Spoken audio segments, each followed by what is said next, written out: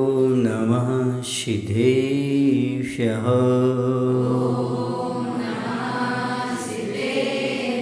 ओम नमः सिद्धेभ्यः।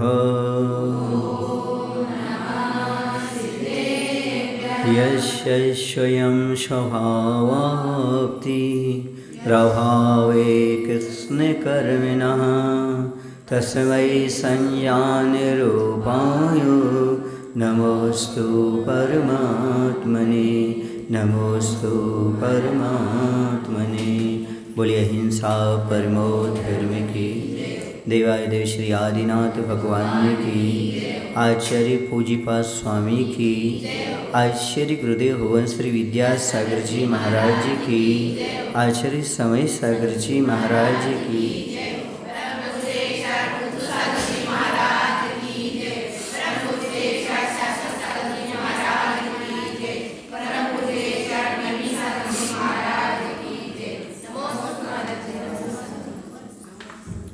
कल स्वाध्याय के दौरान ये बात आई थी कि योग द्रव्य क्षेत्र काली आदि मिलने पर यह आत्मा सिद्धत्व को प्राप्त होती है और अपने भावों के माध्यम से ही स्वभाव की प्राप्ति होती है। जब ऐसी बात है तो ये प्रश्न उठता है, फिर व्रतों आदि को ग्रहण करने की क्या आवश्यकता है? जब योग द्रव्य क्षेत्र काल भाव आदि मिलते हैं तो आत्मा का कल्याण होता है। ऐसा हम दूसरी गाथा में पढ़ के आए, योग्योपादान योगेन। तो इस शंका उत्पन्न होती है कि हे आचार्य भगवंत, ये तो बताओ, पर व्रतों को स्वीकार क्यों किया जाए? व्रतों को क्यों अंगीकार किया जाए? व्रत लेने की क्या आवश्यकता है? शुद्ध भावों से कल्याण हो जाएगा और भाव शुद्ध रखो। व्रत आदि से क्या होता है? जब योग द्रव्य क्षेत्र काल मिलेगा हमारा कल्याण हो जाएगा। व्रत क्यों स्वीकार किया जाए? तो आचार्य इसी बात को बताने के लिए आगे की गाथा कहते हैं, क्योंकि वे व्रत आदि सार्थक हैं, कारण कि पुण्य कर्म का बंध कराते हैं और पूर्वोपार्जित कर्मों की निर्जरा में सहयोग देते हैं और पुण्य से स्वर्ग आदि श्रेष्ठ पदों की प्राप्ति होती है। इसलिए स्वर्ग प्राप्त शंकाकार कहता है, यदि स्वर्ग आदि की प्राप्ति होती है तो स्वर्ग प्राप्ति से क्या लाभ है?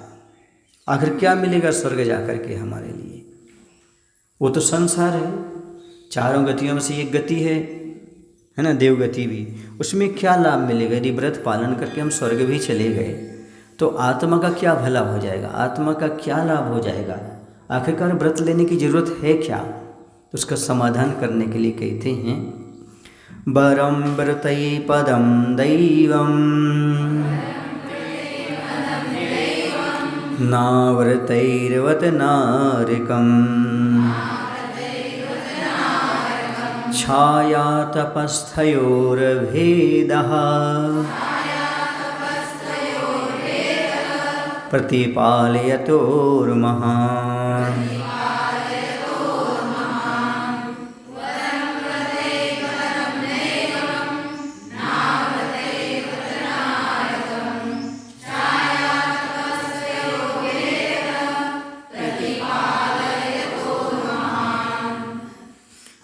कह रहे हैं कि व्रतै दैवम पदम वरम बत अव्रतै नारकम पदम नवरम प्रतिफालयतो छाया तपस्थयोर महान भेदः अस्ति।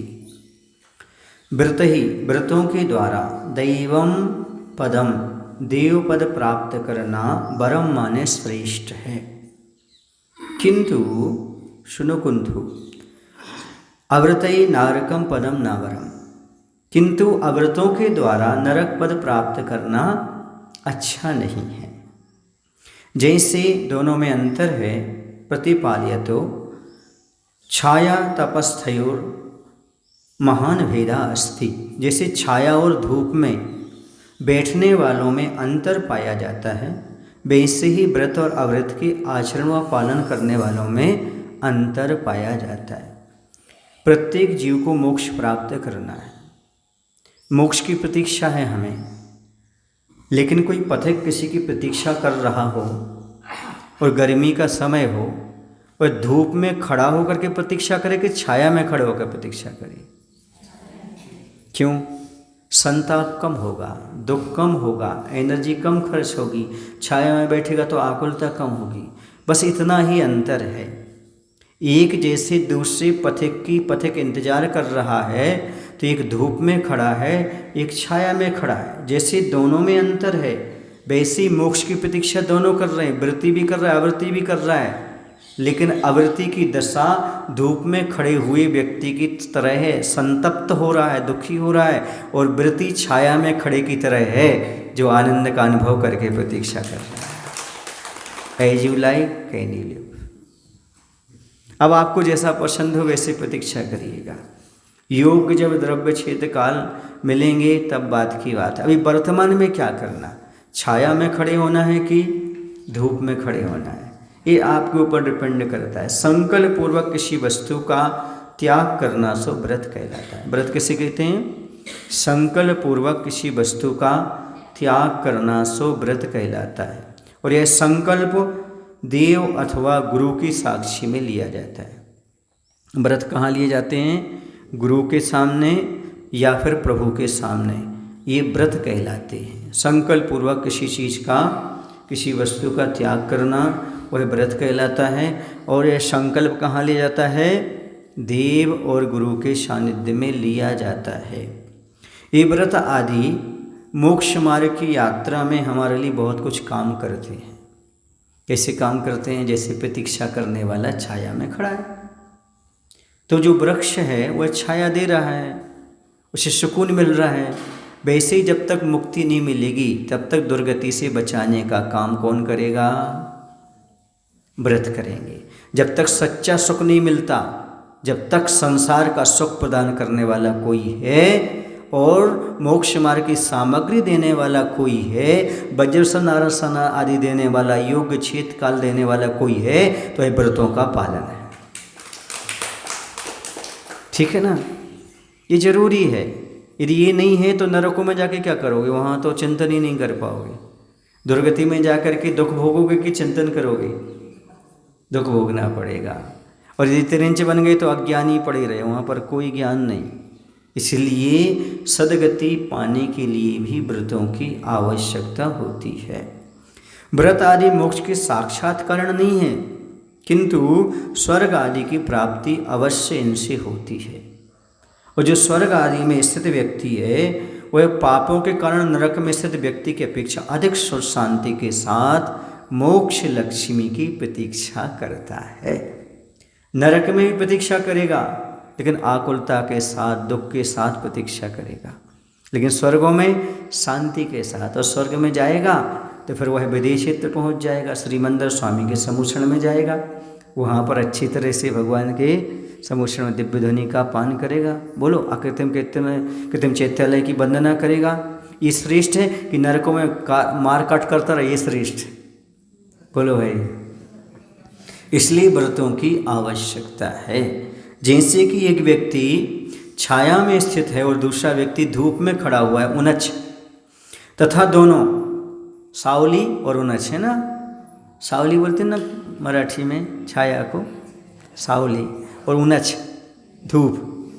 हाँ, जैसे इन दोनों में अंतर है वैसे ही व्रत और अव्रत में अंतर है। तो कह रहे जैसे छाया में स्थित और दूसरा व्यक्ति धूप में खड़ा है तथा दोनों कार्यवश नगर में गए हुए तीसरे व्यक्ति की प्रतीक्षा कर रहे हैं। आप समझ सकते हैं कौन सुखपूर्वक प्रतीक्षारत होगा। जो छाया में होगा वो सुखपूर्वक होगा, जो धूप में होगा वो आकुलता में होगा। तो वर्तमान में भी निराकुल परिणाम पाने के लिए व्रतों की आवश्यकता है। समझ आ रहा है ना आपको? इसलिए त्याग बहुत आवश्यक है। जितना जितना आदमी त्याग करता है उतना उतना वह फल को प्राप्त करता चला जाता है। इसलिए कुछ ना कुछ व्रत नियम आदि जीवन में अवश्य होना चाहिए। दूसरी बात यह है कि जिस व्यक्ति के लिए क्या करना है, अच्छे अच्छे मोक्ष के साधन चाहिए है, उससे विशेष क्वालिटी का पुण्य चाहिए। और विशेष क्वालिटी का पुण्य कैसे मिलेगा? जब व्रतों आदि का पाप आदि का त्याग करेगा और व्रतों को अंगीकार करेगा, तब वही विशेष क्वालिटी का पुण्य मिलेगा। और जैसा विशेष पुण्य मिलेगा वैसे विशेष साधना कर पाएगा, और जितनी विशेष साधना करेगा उतनी कर्म की निजरा करेगा, और जितनी कर्म की निजरा करेगा उतनी जल्दी मुक्ति को प्राप्त करेगा। इसलिए व्रत भले पुण्य वृद्धि में सहायक हों, पाप की निर्जरा में कारण भी बनते हैं, ये स्वीकार करना चाहिए। दूसरी बात यह है, व्रतों के बिना मन स्थिर नहीं होता। क्या नहीं होता?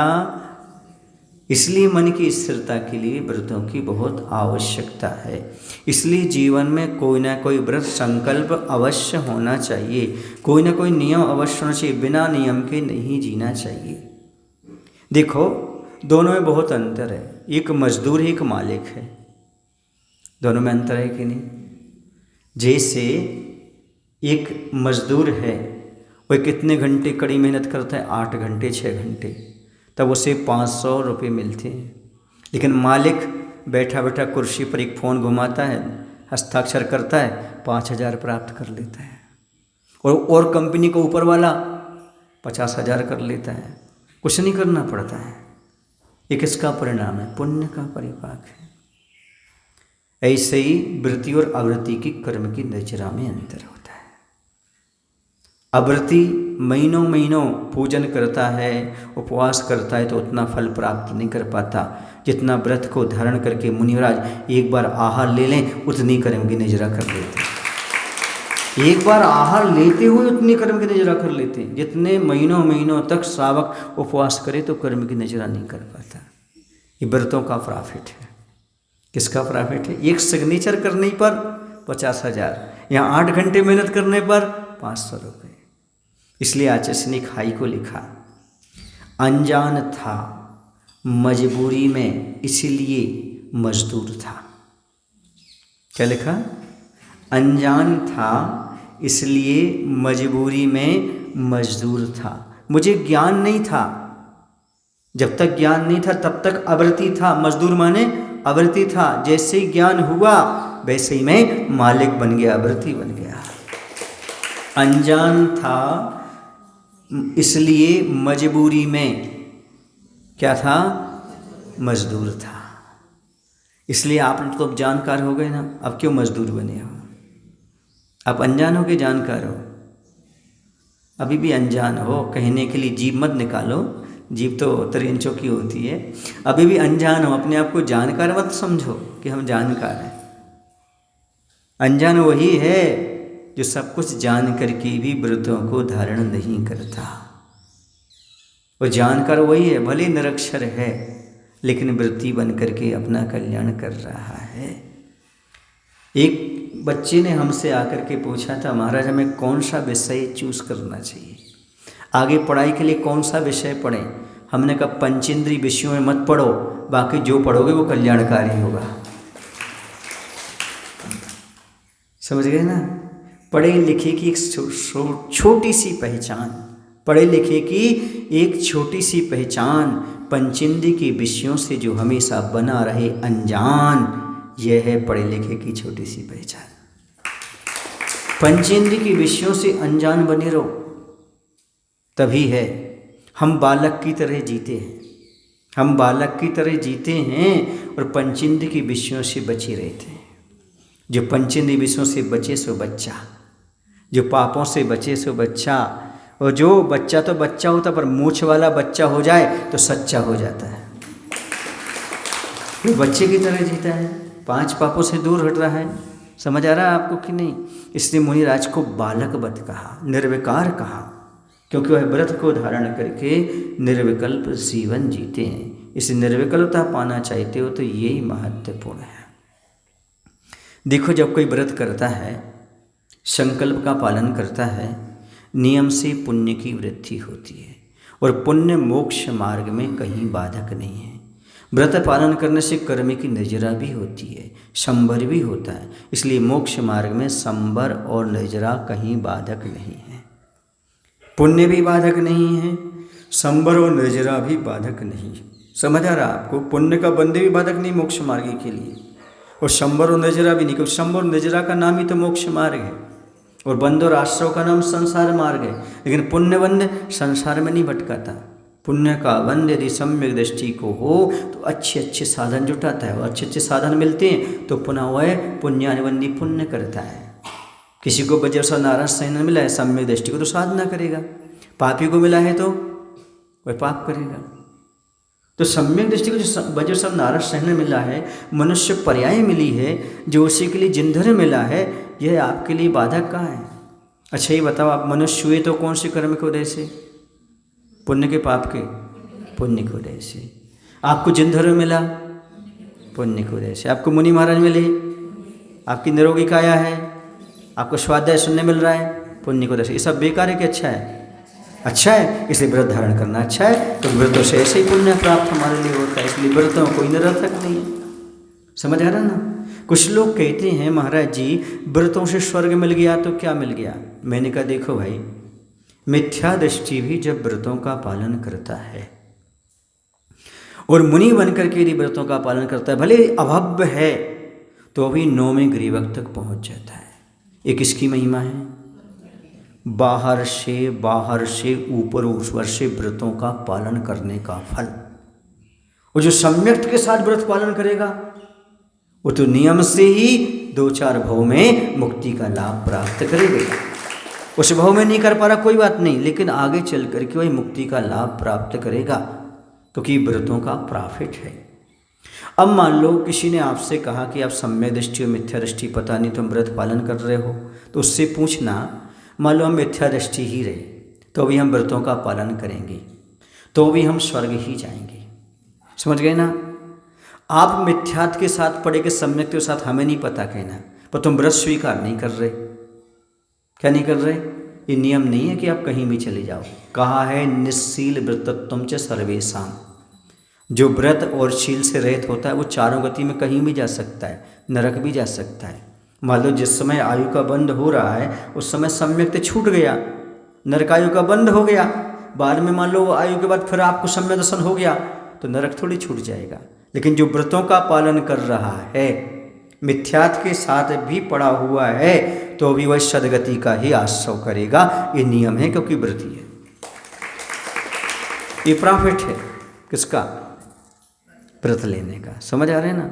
इसलिए व्रत मिथ्या दृष्टि ग्रहण करे, सम्यक दृष्टि ग्रहण करे, उसे कहीं भी गलत नहीं है, दुखदायी नहीं है। वह उसका व्रत धारण करना सार्थक ही होगा, चाहे मिथ्यात के साथ पालन करे और चाहे सम्यक के साथ पालन करे। मिथ्यात के साथ पालन कर रहा है तो भी दुर्गति का नाश करेगा, और सम्यक के साथ कर रहा है तो भी दुर्गति का नाश करे, क्योंकि उसकी व्रतों के प्रति आस्था है।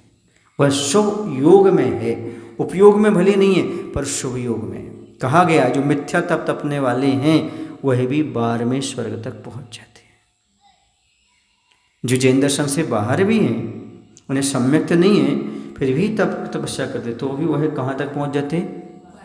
हाँ, तो फिर तो जो जिन धर्म को स्वीकार कर रहा है, भले उसकी मजबूत श्रद्धा नहीं है, तो क्या वह नहीं पहुंच पाएगा? क्या बोलो भाई? पहुंच जाएगा। इसलिए आपके लिए व्रतों को स्वीकार करना बहुत आवश्यक है। व्रतों के बिना बिल्कुल भी जीवन व्यतीत नहीं करना चाहिए। आचार्य कहते हैं प्रमाद मत करो, असंयम के साथ अनंत काल बीत गया, अब छोटी सी पर्याय मिली है 50-60 साल की, इस समय व्रतों को धारण करो और अपना कल्याण करो। समझ आ रहा? फिर तो असंयम में जाना ही है, नहीं है ऐसा नहीं। यहाँ आप 50-60 साल व्रत का पालन कर लो, मरण करोगे तो देव पर्याय मिलेगी, देव पर्याय मिलेगी, फिर उसमें साउरपमायु तक वही असंयम। पहले भी असंयम था मनुष्य पर्याय के पहले जहाँ भी थे आप, है ना? फिर यहाँ आए तो असंयम, अब संयम के साथ व्यतीत कर लो, क्योंकि फिर असंयम मिलना है। यहाँ पर सब त्याग करके बैठे और वहाँ पर इंतजार कर रही वो खड़ी खड़ी। यहाँ सब त्याग किया और स्वर्गों में गए तो इंतजार कर रही हैं कम से कम 32 कितनी देवियाँ, आओ स्वामी पधारो स्वामी, आओ बाबा पधारो बाबा, वो खड़े। यहाँ पर यहाँ समाधि चलती रहती है, वो ऊपर इंतजार करते रहते, आने वाले बस आने वाले। और यहाँ पर आयु समाप्त होती है और हम उपवास शैया से उत्पन्न होते हैं। ये क्या, जय हो आपकी, जय हो, हम कब से प्रतीक्षा कर रहे, अरे हम तो समाधि ले रहे थे, यहाँ कहाँ से आ गए, प्रबंधियान लगाते हैं। अरे भैया ये समाधि का फल है, ईश्वर का सुख मिल गया, मोक्ष नहीं मिला तो स्वर्ग मिल गया। ये है किसका फल, व्रतों का। इसलिए व्रत कहीं निरर्थक नहीं है, व्रत हर परिस्थिति में सार्थक हैं, साधक हैं। क्योंकि सोचो व्रत कहीं नहीं मिले, नरक में नहीं मिले, भोग भूमि में, स्वर्गों में, मात्र कर्म भूमि के मनुष्यों में महाव्रत है। त्रिंच में अनुव्रत तो है, लेकिन भोग भूमि के त्रिंच में नहीं, कर्म भूमि के त्रिंच में। लेकिन महाव्रत कहाँ मिलेगा, मात्र मनुष्य पर्याय में कर्म भूमि में ही मिलेगा, इतना दुर्लभ है। और आयु कितनी सी है, हमने बताया था आपको, 1 दिन की दीक्षा। क्यों वैभव, कितने दिन की दीक्षा? हाँ, लोग सोचते इतनी लंबी जिंदगी, इतनी लंबी जिंदगी, इतनी लंबी जिंदगी। भैया मैंने तो 1 दिन की दीक्षा ली। कितने दिन की? 1 दिन की दीक्षा ली, क्योंकि आज ही तो पालन करना है मुझे, कल थोड़ी पालन करना है। क्यों? कल कभी आता नहीं, कल भी कब आएगा, आज के रूप में आएगा। आज पालन किया, बोलो ना महाराज जी, कल कभी आता नहीं है। इसलिए हम कल दीक्षा पालते नहीं, हम आज ही दीक्षा पालते हैं और आज तक पाल रहे हैं। और आज तक जब से लिए तब से आज तक पाल रहे हैं, आज पर्यंत तक पालना है। समझ आए ना, ये है। यदि ये भावना आ जाए तो करने क्या फिर तो। लेकिन नहीं, लंबी जिंदगी है, व्रत लेंगे, कैसे निकलेगा, कैसे पलेगा, कैसा होगा, ये बहुत बातें सोचते हैं। पाप के समय नहीं सोचते, पाप की जिंदगी कैसे निकलेगी, क्या होगा। अरे व्रत लेंगे तो पुण्य सहयोग करेगा, और भी सहयोगी बन जाएंगे। पाप, अव्रत के साथ तो पाप ही रहेगा, पाप कहाँ से सहयोग करेगा। आचार्य कहते हैं कि 1000 वर्ष अव्रत के साथ रहने से अच्छा है 1 दिन व्रत की जिंदगी जी लो। 1000 वर्ष चूहों की तरह जीने से अच्छा है 1 दिन शेर की जिंदगी जी लो। शेर की तरह स्वाभिमानी बनकर के जिंदगी जियो, चूहे की तरह बिल में घुसने से कोई फायदा नहीं। पाप के बिल में मत घुसो, पुण्य के जंगल में विचरण करो, शेर बन करके। वीर रहे नरसिंह रहे हैं, परिचय रिप को खात रहे। ये वीर का चर्या है, इसे धारण करो। व्रतों के प्रति ऐसा भाव होना चाहिए, यही कल्याणकारी है हमारे। इसके अलावा कोई भी कल्याण करने वाला नहीं है। ये अंदर से भाव प्रकट होना चाहिए। अव्रत के साथ जीना तो दुखी है, दुखी होना है। दूसरी बात बताते हैं आपको, एग्जाम्पल दूँ, चलिएगा। आपको यहाँ से मान लो खजुराहो जाना है। कहाँ जाना है? खजुराहो जाना है। अब 2 प्रकार के लोग होते हैं, एक रिजर्वेशन के साथ जाते हैं, एक जनरल डिब्बे में जाते हैं। पहुंचना दोनों को है, एक जनरल डिब्बे वाले को ही पहुंचना है और एक रिजर्वेशन वाले को। लेकिन देख, ये बताओ निश्चिंता किसको रहती है? क्यों रिजर्वेशन वाले को निश्चिंता क्यों रहती है? अपनी सीट परमानेंट है, कोई विकल्प नहीं है, कोई धक्का मुक्की नहीं है, बोलो ना, आराम से जाता है। और जो जनरल में बैठता है वो धक्का मुक्की के साथ जाता, सीट मिल जाए तो ठीक, नहीं मिल जाए तो ठीक है ना। इसी प्रकार से जो अव्रती है वो जनरल में टिकट लेके चल रहा है, व्रती रिजर्वेशन करा करके चल रहा है। यात्रा दोनों कर रहे हैं, दोनों पहुंचना है। समझ आ रहा है ना। कुछ लोग कहते हैं महाराज 16वें तक, हाँ पहुंच जाओगे, कोई बात नहीं। लेकिन कैसे? व्रत के साथ जाना है कि अव्रत के साथ जाना? हाँ, क्योंकि रिजर्वेशन का आनंद अलग होता है और जनरल में बैठने का आनंद अलग होता है। बोलो महाराज, रिजर्वेशन करा लिया? हाँ पक्का, वो तो है ही, रिजर्वेशन तो है ही। हाँ, अब जिसका रिजर्वेशन नहीं है उसको सोचना है जनरल में बैठ के कैसे जाएंगे। हाँ, थोड़ा पैसा ज़्यादा खर्च होता है रिजर्वेशन कराने में और पहले से थोड़ा करना पड़ता है, लेकिन करोगे क्या पैसे का? इस रिजर्वेशन के साथ जाते हो। ऐसे ही थोड़ा सा मन मजबूत करना पड़ता है, त्याग करना पड़ता है, मूल्य मांगता है। कुछ पापों का त्याग यही मूल्य मांगता है। व्रत और व्रत धारण करके जाओगे तो बड़ा आनंद आएगा। एग्जाम्पल कैसे लगे आपको? हाँ, हम अच्छे नहीं लगे?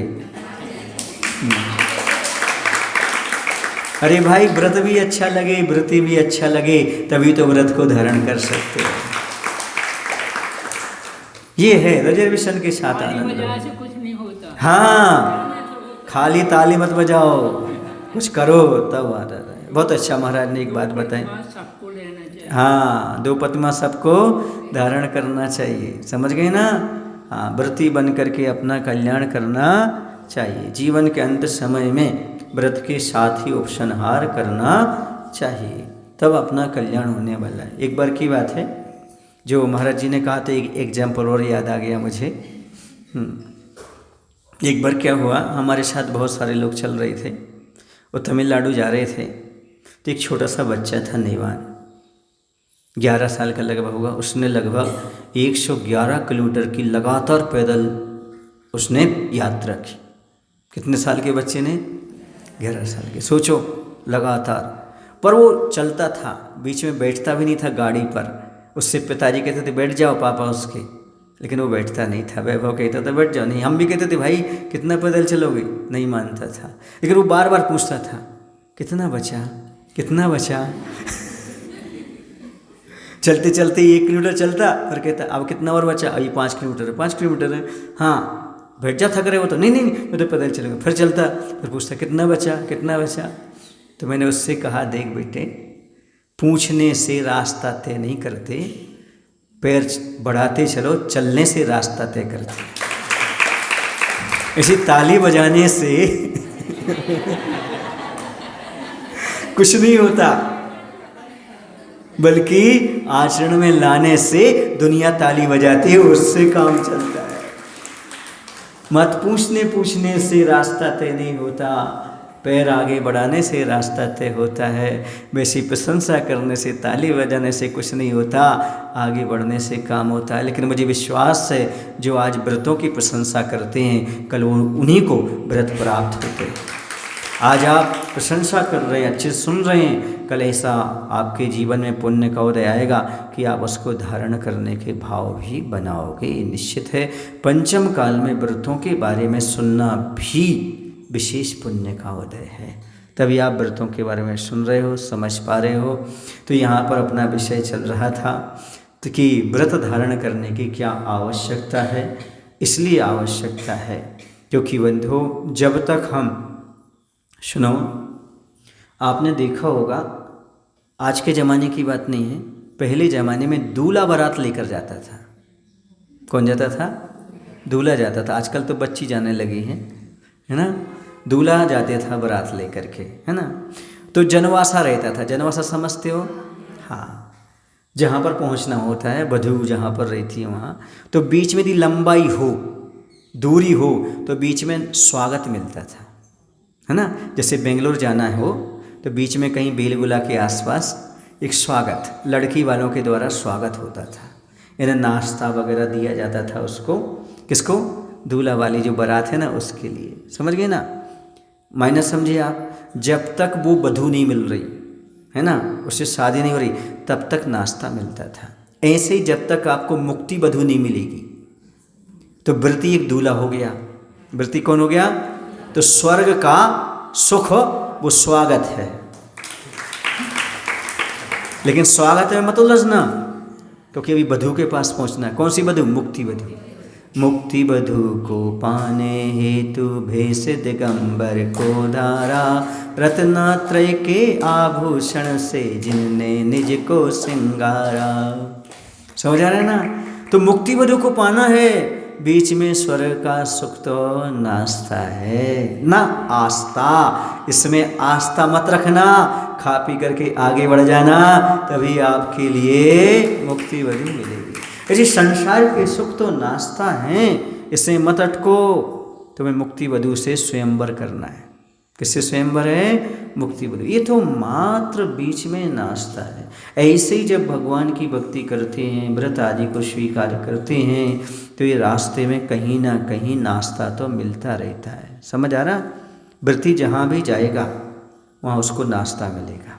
नाश्ता मतलब सुख सुविधा, संसार के सुख उसे प्राप्त होंगे कहीं भी चला जाए, पर वो सुख सुविधा को नहीं चाहता। क्यों नहीं चाहता? क्योंकि उसका लक्ष्य इंद्रिय सुख को प्राप्त करना नहीं है, उसका लक्ष्य तो मोक्ष सुख को प्राप्त करना है। ये इंद्रिय सुख तो पापी जीव भी प्राप्त कर लेते हैं, क्योंकि पूर्व के पुण्य का उदय है, वर्तमान में पाप कर रहा है, फिर उसे इंद्रिय सुख तो प्राप्त हो जाते हैं। समझ रहे ना? राजा महाराजा के पद प्राप्त हो जाते हैं, इससे कुछ भी विशेष होने वाला नहीं है।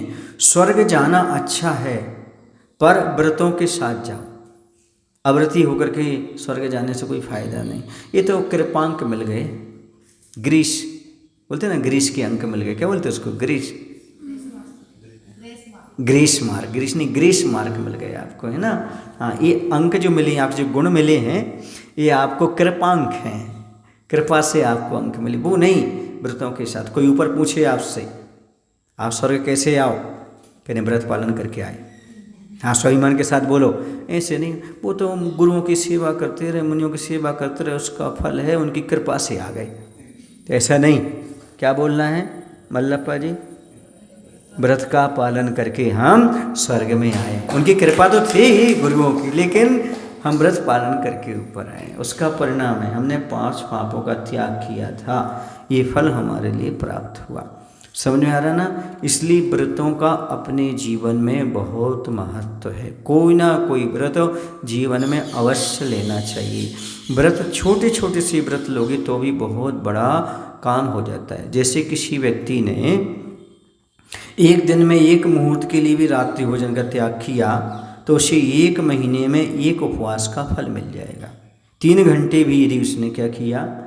भोजन का त्याग किया। जैसे 12 बजे उसने भोजन किया, अब नियम ले लिया उसने 4 बजे तक हम भोजन नहीं करेंगे, इतना भी किया तो उसे 1 महीने में 1 उपवास का फल तो वैसे मिल जाएगा। कुछ ना कुछ नियम संकल्प लो। जैसे आप रात्रि में शयन करते हो तो आप सो जाओ और बोलो जब तक सुबह नहीं होगी, जब तक कुछ नहीं खाएंगे पिएंगे, या जब तक नींद नहीं खुलेगी तब तक पानी भी नहीं पिएंगे। नियम तो लो, कुछ ना कुछ नियम लेकर के तो चलो, तब तो अपना भला हो सकता है। बहुत सारे जीव ऐसे जो अंतिम ने त्याग कर दिया, कहते अंत भला सो सब भला। कम से कम थोड़ा थोड़ा नियम लेकर के चलो, है ना, तो अपना कल्याण होगा। यदि कोई जीव मंदिर आ रहा है और उसका नियम है कि मैं भगवान की पूजन करूँगा, बीच में मरण हो गया, उसे पूजन का फल मिलेगा। जैसे किसी ने ये मंदिर के लिए दान किया, अब मंदिर का निर्माण जब 5 साल में 2 साल में जब बनेगा, क्योंकि उसने दान कर दिया, उसे मंदिर बनाने का पुण्य मिल गया। भावों पर आधारित है। हमने तो दान कर दिया, हमने उससे ममत्व हटा दिया, और किसके पर्पस से हटाया? मंदिर के पर्पस से। समझ आ रहा है आपको? तो इसलिए कोई ना कोई संकल्प अवश्य जीवन में लेना चाहिए। संकल्प एक ऐसा प्रहरी है जो हमेशा हमें सचेत बनाकर रखता है। प्रहरी समझते हो? जो रात में गेट कीपर बन के बैठता है, वॉचमैन बन के बैठता है, जागो जागो सीटी बजाता है, जागते रहो, चोर ना आ जाए, चोर ना आ जाए। ऐसे ही संकल्प व्रत एक प्रहरी है, वॉचमैन है, जो आपको सचेत करता रहता है। जागो जागो, कहाँ पड़े हो, ये जगाता रहता है, आपके लिए बताता रहता है। ऐसा इसलिए यहाँ पर व्रत लेने की आवश्यकता है। और कोई एग्जाम्पल दे दूँ आपको। एक चोर होता है, एक राजा होता है। चोर भी अकेला नहीं जाता।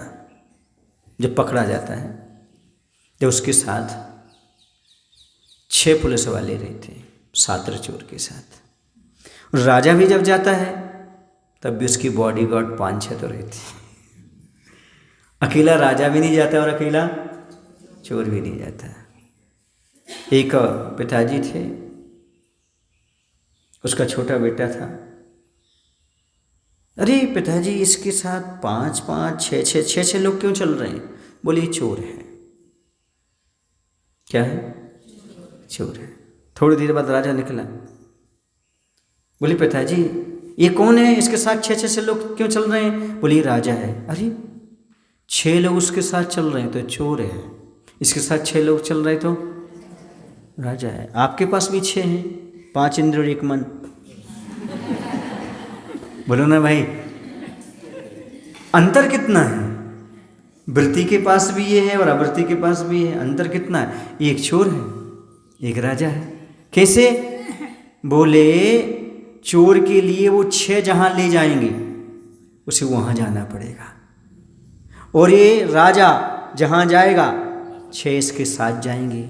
बस इतने ही अंतर है वृत्ति और अवृत्ति में। अवृत्ति के लिए 5 इंद्रियों मन जहाँ ले जाते वहाँ चला जाता है, और वृत्ति मन और इंद्रियों को कंट्रोल में करके जहाँ चाहे वहाँ ले जाता है। एक चोर हो गया, दूसरा राजा हो गया। अवृत्ति कौन? चोर। और वृत्ति कौन? आप कौन? ये मत पूछो महाराज जी, बस यही गड़बड़ कर देते आप। बाकी तो बहुत अच्छा उदाहरण देते हो आप, जम जाता है, पर जहाँ आप पूछते हो तुम कौन, तो वहाँ गड़बड़ी हो जाती है। फिर चोर नहीं बनना, समझ रहे ना? जहाँ हमारा मन, इंद्री, गुलामी, ये गुलामियत ही तो गड़बड़ है। जहाँ हमारा मन ले जाता है वहाँ चले जाते हो, जहाँ इंद्रियाँ ले जाती हो वहाँ पर चले जाते हो, वहाँ नहीं जाना। नहीं, इनको बस में करना। मैं जहाँ जाऊँगा तुम 6 को मेरे साथ देना पड़ेगा, साथ चलना पड़ेगा, तभी तो राजा है। बोलो ना बेटा राजा, राजा बेटा। हाँ, माँ कहती है राजा बेटा, तो राजा बेटा का अर्थ क्या होता है आप समझ गए? वृत्ति बनो। मेरी माँ जब कहती थी राजा बेटा, मैं समझ गया, वो कहती थी बेटा राजा बनो, चोर मत बनो, वृत्ति बनो। समझ गए? आपकी माँ ने भी कहा, कभी कहा होगा राजा बेटा? नहीं कहा। बल्ले मक्कड़ू, अच्छे बच्चे ही करते हुए कि राजा बेटे बनो। कहाँ पड़े हुए हो तुम? अच्छे बनने का प्रयास करो, बुरे बच्चे मत बनो।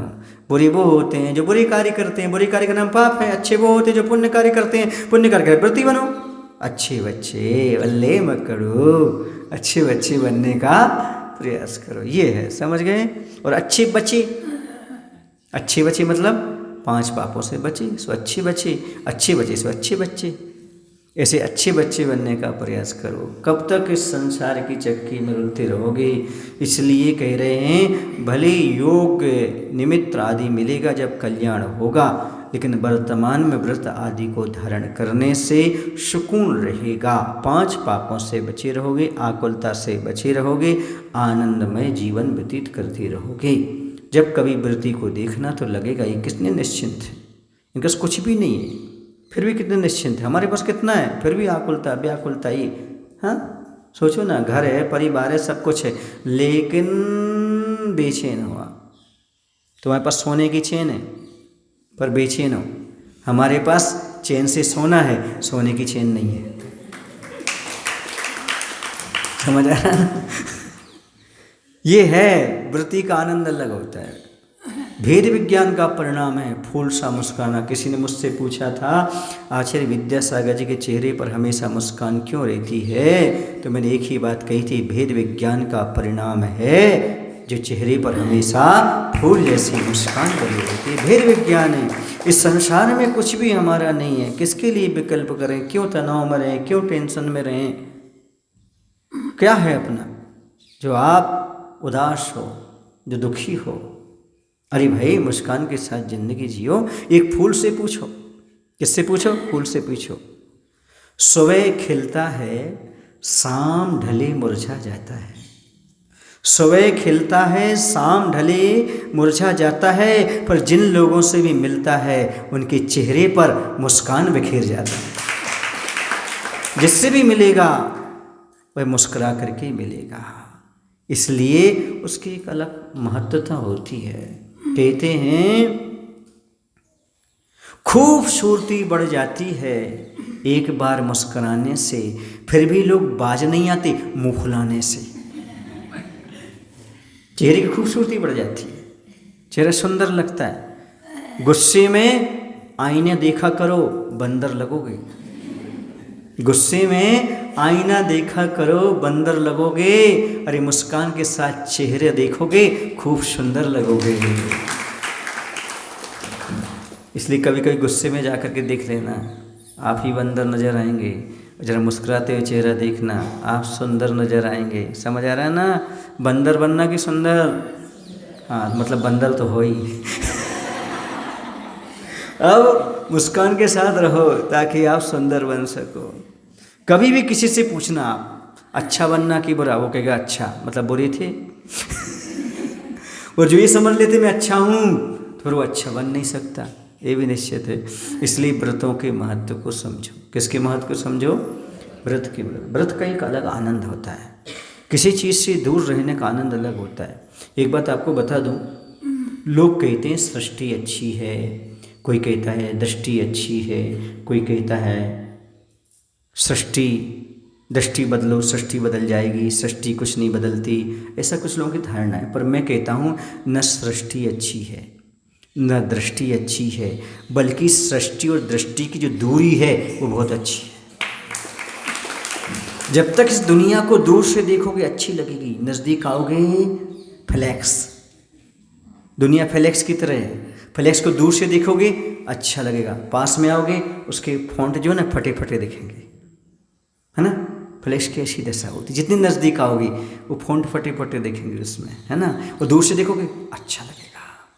ऐसा सामान से फ्लैक्स देखोगे अच्छा नहीं लगेगा, जब वीडियो में देखोगे ओरिजिनलिटी झलकेगी। ऐसे ही है, संसार को देखना है, ओरिजिनलिटी समझना है संसार की। संसार से दूर रह करके देखो, वैराग प्राप्त करके देखो, आपको वो समझ में आएगा संसार कैसा है। हम लोगों से पूछो, हम जानते संसार कैसा है, पूछो कैसा है, छोड़ने योग्य, छोड़ने योग्य, सीधी सी बात। अब कैसा है संसार? छोड़ने योग्य है, ग्रहण करने योग्य नहीं है। अब आपको ही बता दूं, आप जब तक मार्केट नहीं जाते, मार्केट आप पहुँचे, आपने अच्छी क्वालिटी की एक साड़ी खरीदी, है ना, एक अच्छा कपड़ा खरीदा, अब कपड़ा लेकर के आप आ गए, 2-4 दिन आपने पहना, फिर मार्केट में कोई नया लॉन्च हो गया, फिर आपको ये कैसा लगने लगता है? जो पहने हो फीका, वो अच्छा लगने लगता है।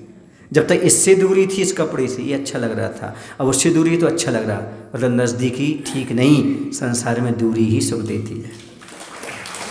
जितने दूर रहोगे संसार से उतने सुखी रहोगे, और जितने नज़दीक आओगे रचना पचना, समझ रहे ना। मैंने देखा है कुछ लोग लड़का लड़की प्रभावित होते हैं ना, तो एक दिन भी एक दूसरे के बिना नहीं रहते, एक दिन भी एक दूसरे के बिना नहीं रहते, मोबाइल पर बात करे बिना नहीं रहते। सुन रहे ना, एक दूसरे से जब तक देख ना लें, बात ना कर लें, जब तक नहीं रहते। लेकिन जब नज़दीक आते हैं तो कुछ दिन बाद एक दिन भी एक साथ रहना तैयार नहीं रहते। अब मैं एक दिन भी तेरे साथ नहीं रहूँगा, क्यों? नज़दीकी आ गई ना। पहले तो एक दिन भी दूरी में अच्छी नहीं लग रही थी, अब एक दिन नज़दीकी अच्छी नहीं लग रही। इसी का नाम संसार सुख है। जितनी दूरी उतना ठीक, जितनी नज़दीकी उतनी मजदूरी। इसलिए व्रती बनो और इन सब से दूर हटने का प्रयास करो। निर्विकल्प रहना चाहते हो, सुखी रहना चाहते हो, छाया का अनुभव करना चाहते हो, आनंद का अनुभव करना चाहते हो, तो व्रत लेकर के अपने जीवन को अच्छा बनाओ। बोलो महावीर भगवान की जय। आचार्य गुरुदेव भगवान श्री विद्यासागर जी महाराज की जय। हे प्रभु, हम सभी को इतनी शक्ति, इतनी बुद्धि देने की कृपा करो, ताकि हम सभी लोग अपने जीवन में छाया में आ सकें, रिजर्वेशन करा सकें, मालिक बन सकें, मजदूर बन करके, चोर बन करके, धक्का मुक्की में यात्रा ना करके, व्रतों को धारण करके अपने आप में सुखी बन सकें। नमो शिवाय।